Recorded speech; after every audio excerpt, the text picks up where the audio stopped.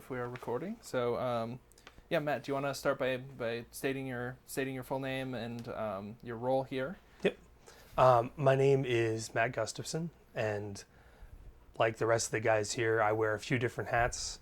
I am the treasurer for the company. I also do web design, graphic design, and I run our gaming division. Mm-hmm. And do you want to tell us a little bit about your background, like, and sort of what your training was, how you ended up, Sure. first at Vermont Computing Yeah. before it was a cooperative? Before it was a cooperative, I ended up working the front desk. I had a background in technology, some school, a lot of self-taught.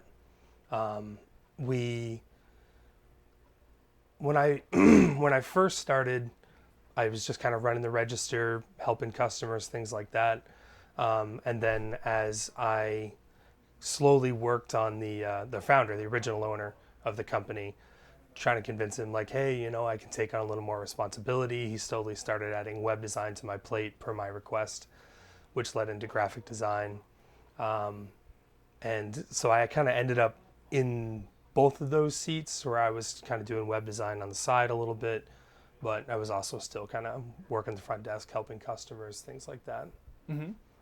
And so when the idea came up for a cooperative, for the transition of the company to a co-op, Yeah. when did you first hear that idea? What was your initial reaction to it? How did it first kind of land with you? Sorry. When we had started noticing a decline in interest from the original owner, from the founder, before we were a cooperative, and we kind of started talking about. I think it's normal. We kind of talked about what things would look like if we ran the show, and Ian, one of the other worker owners, had always been fascinated with the idea of a cooperative, and so he brought that up to us, like, what do you guys think about doing this? And as we discussed it, it sounded like almost how we were already doing things, working closely as a team, sharing in decision making, things like that. Is just on a lower level because obviously we didn't own the company. And so when he brought that up, it sat very well with us. It fit with our dynamic, and we decided, why not? Let's give it a shot. So as you kind of learned about the model, did you have any reservations, or was it something that you were kind of like gung ho for from the beginning, or what was that like for you? Knowing our group, I was pretty gung ho. We had the good luck of already had been working together for a while and knew that we were on the same page, and so we were pretty gung ho.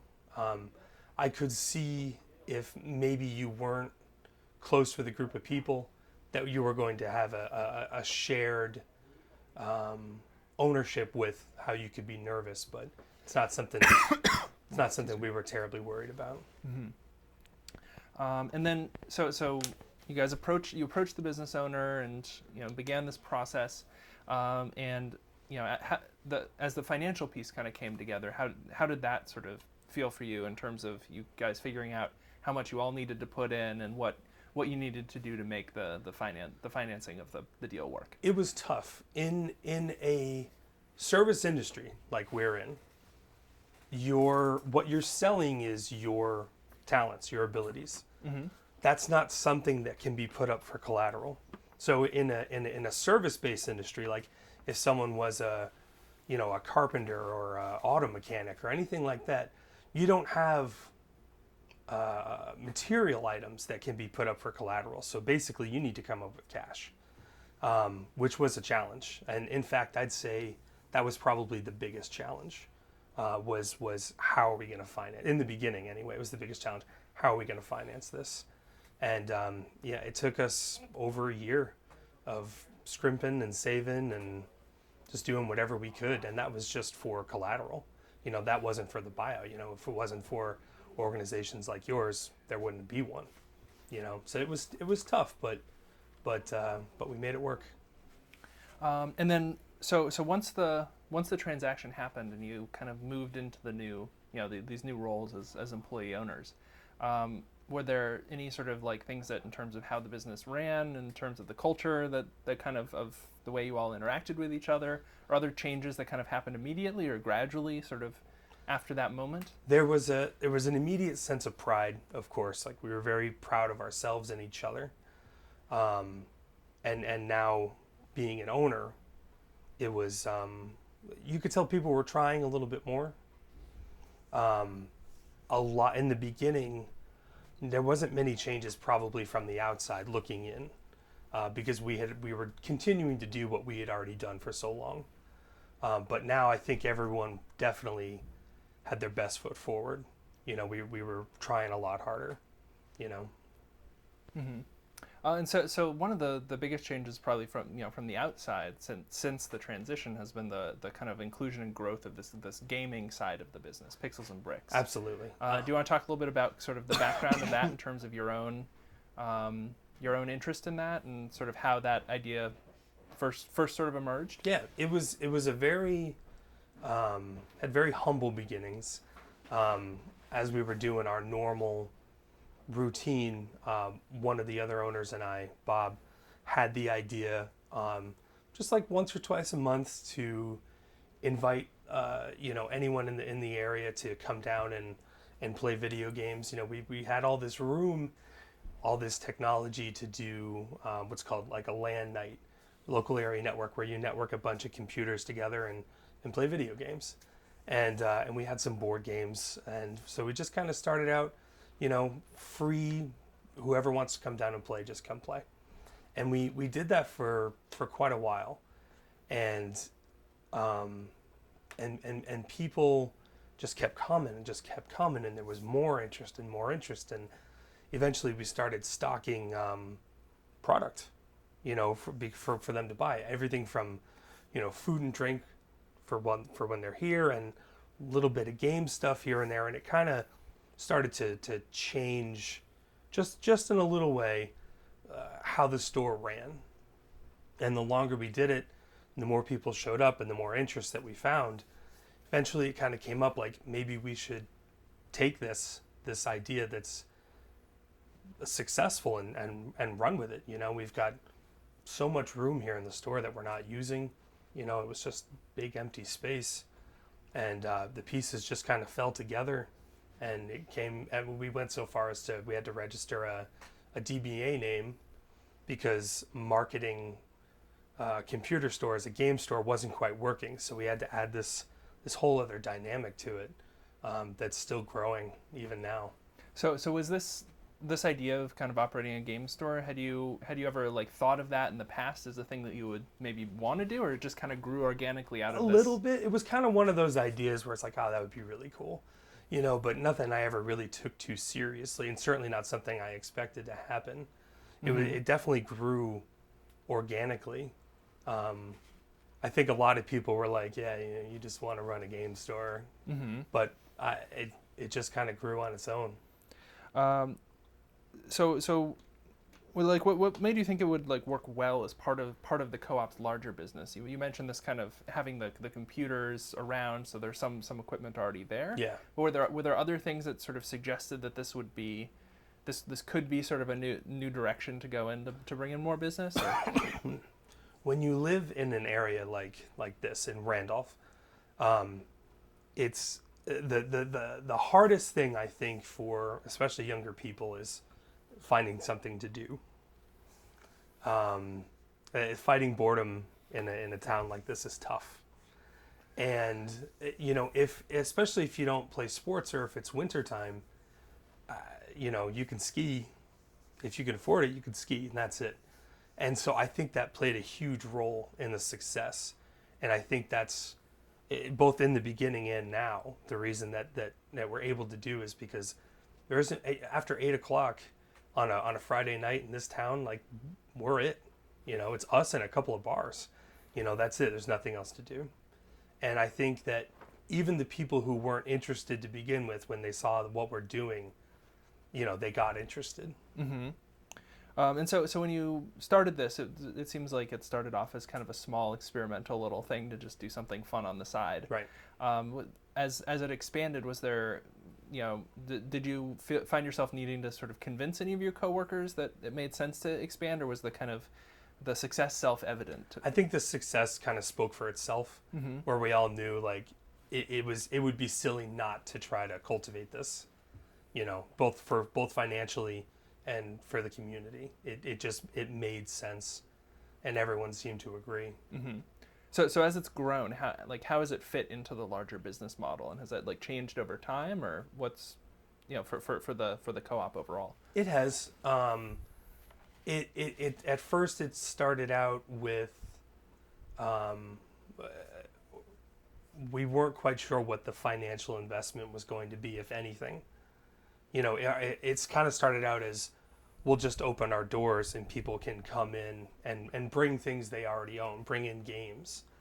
And slowly as we progressed, we just started adding one little thing at a time. Like, okay, well, we'll carry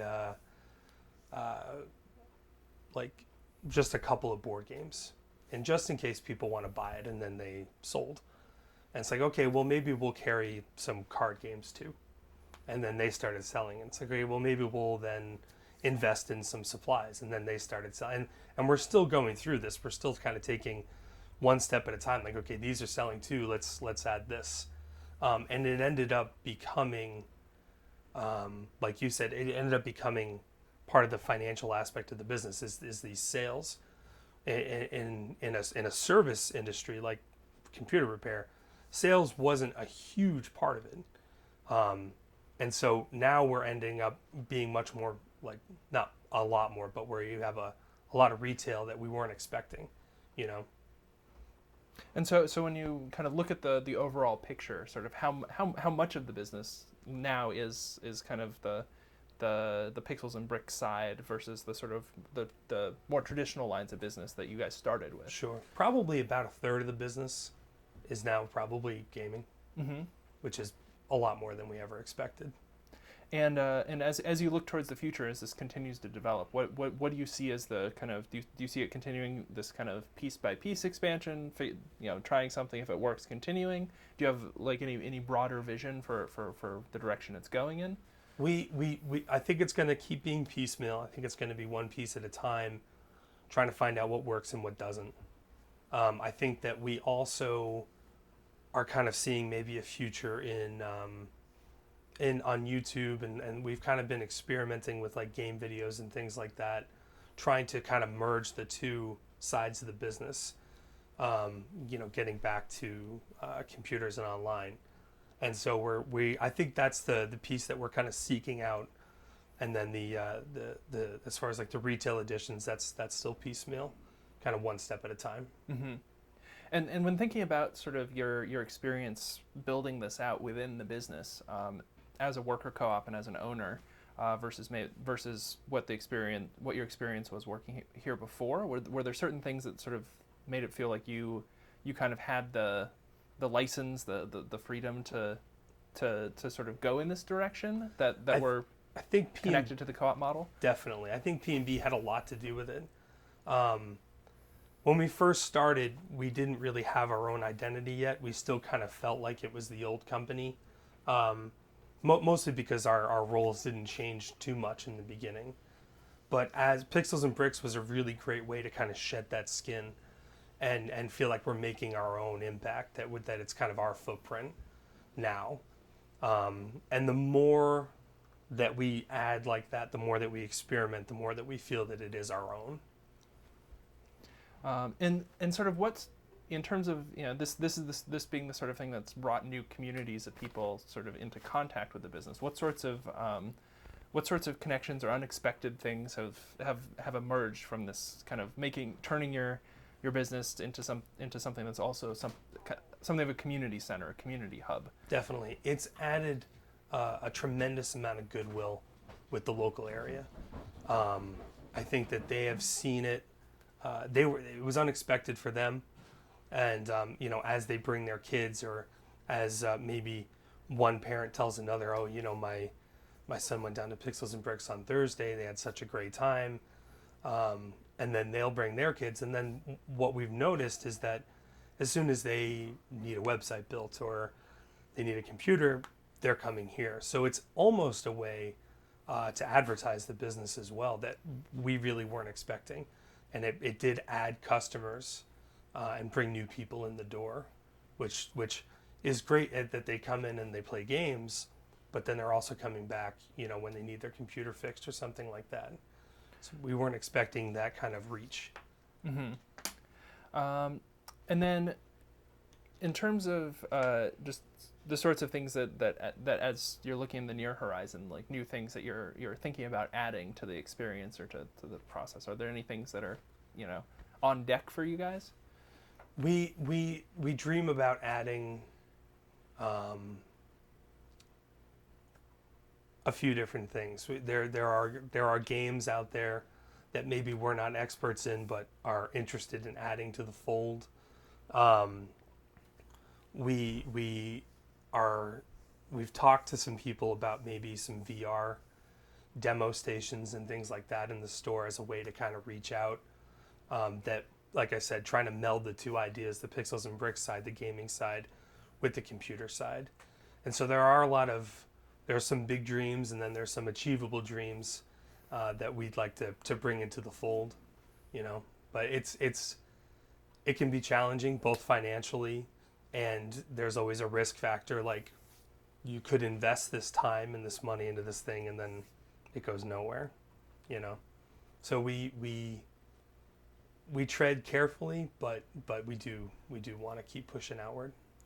And what thinking about people sort of in similar situations and say other worker co-ops, like what advice would you have for someone who has an idea for a potential line of business and that they think might lead somewhere or just might be fun, but in terms of implementing it kind of in their business among their coworkers, co-owners, that sort of internal entrepreneurship thing. Absolutely. If you have a way to cast a line out there and see if there's interest, like something as humble as on a night that you wouldn't normally be open, put some flyers up, open your doors and test it out, whatever the idea might be, see if there's interest out there.